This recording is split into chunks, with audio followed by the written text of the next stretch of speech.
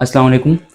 आज हम थिंकिंग और ओवर थिंकिंग के हवाले से बात करेंगे कि बेसिकली सोचना और ज़्यादा सोचना इसमें क्या डिफरेंस है।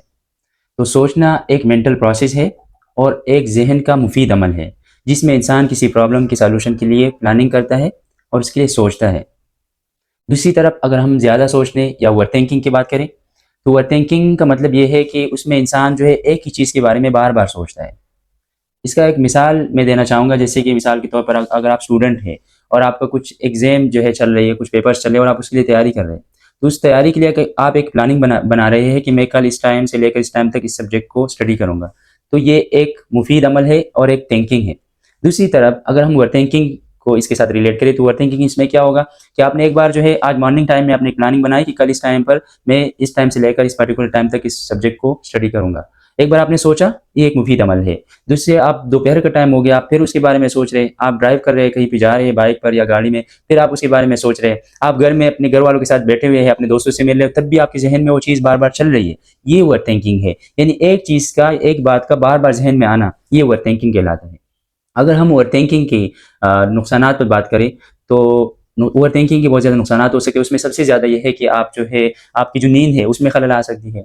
आप ज़हनी दबाव का शिकार हो सकते हैं और आप फैसले करने की तरफ नहीं जा सकते। जो इंसान ज़्यादा सोचते हैं, तो फैसले करने में उसको मुश्किल होता है। एक और मिसाल मैं देना चाहूँगा, मिसाल के तौर पर आप अपने रिलेटिव से या अपने फ्रेंड से मिलने के लिए जाते हैं और आप एक गैदरिंग रखते हैं और उस मीटिंग में जो है, आपका कोई साथी, कोई रिश्तेदार, कोई दोस्त आपको कहता है कि आप बहुत ज़्यादा कमज़ोर लग रहे हैं, आप उदास लग रहे हैं। फिर जैसे वो मीटिंग खत्म हो जाती है, आप घर आते हैं, तो आप अकेले में फिर बैठ के सोचना शुरू कर देते हैं कि आज मुझे उस दोस्त ने या उस रिलेटिव्स ने मुझे कहा कि आप बहुत ज़्यादा कमज़ोर लग रहे हैं। और उसी के बारे में बार-बार सोचना, फिर अपनी बॉडी पर फ़ोकस करना, फिर आईने के सामने खड़े हो जाना, बार-बार सोचना, ये ओवरथिंकिंग है। आपने एक बार सोचा, सोचा ही, ठीक है, ये नॉर्मल है कि अच्छा मैं बहुत कमज़ोर लग रहा हूँ, तो आप उस पे काम कर सकते हैं। अगर आप सच में उदास लग रहे हैं, तो आप अपने आप को का जायज़ा ले सकते हैं और अपना उस पे काम कर सकते हैं कि मैं किस वजह से कमज़ोर लग रहा हूँ। या किस वजह से मैं उदास था, उस पे आप काम कर सकते हैं। ये एक मुफ़ीद अमल है जो कि थिंकिंग है। ओवरथिंकिंग क्या होगा कि उसके बारे में बार-बार सोचना और लोगों से भी पूछना, खुद भी अपने बारे में सोचना कि मैं बहुत ज़्यादा कमज़ोर हो गया हूँ, मैं किसी काम का नहीं हूँ, तो ये ओवरथिंकिंग कहलाता है। ठीक है? और इसके नुकसानात पर भी हमने बात की। अब अगर हम ओवरथिंकिंग की वजूहात पर बात करें, तो ओवरथिंकिंग की वजूहात में ये आता है कि अगर आपकी ज़िंदगी में पास्ट में कोई ऐसा तल्ख़ वाक़या हुआ है या आपके साथ कोई ऐसा आपका किसी चीज़ में जो है कारोबार में या किसी भी हवाले से आपका लूज़ हुआ है, नुकसान हुआ है, तो उसके बारे में अगर आपको बार-बार सोचे आते हैं, तो ये जो है एक ओवरथिंकिंग का काज़ हो सकता है, एक फैक्टर हो सकते हैं। अब अगर हम ओवरथिंकिंग के मैनेजमेंट पर बात करें कि किस तरह इसको कंट्रोल किया जा सकते हैं, तो बिल्कुल इसको आप कंट्रोल कर सकते हैं।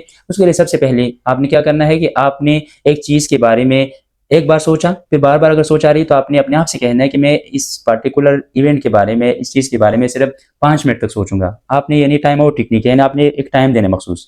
दूसरा आपने क्या करना है कि आप डीप ब्रीथिंग एक्सरसाइज़ कर सकते हैं। जैसे कि नाक के ज़रिए आपने साँस ली 4 सेकंड तक और फिर उसके बाद जो है आपने होल्ड किया उस साँस को 4 सेकंड तक और 4 सेकंड तक आपने एक्सहेल किया। ये डीप ब्रीथिंग एक्सरसाइज़ कहलाता है। इससे भी आपका ओवरथिंकिंग काफ़ी हद तक कम हो सकते हैं।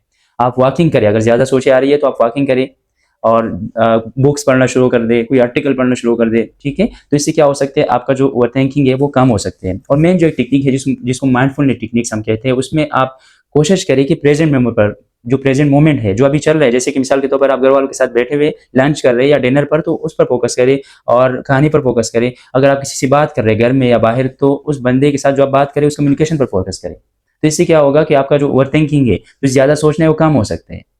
ठीक है? तो ये कुछ टेक्निक्स थी ओवरथिंकिंग को कम करने के लिए और मैं उम्मीद रखता हूँ कि आप लोगों को ये वीडियो पसंद आई होगी। Thank you so much.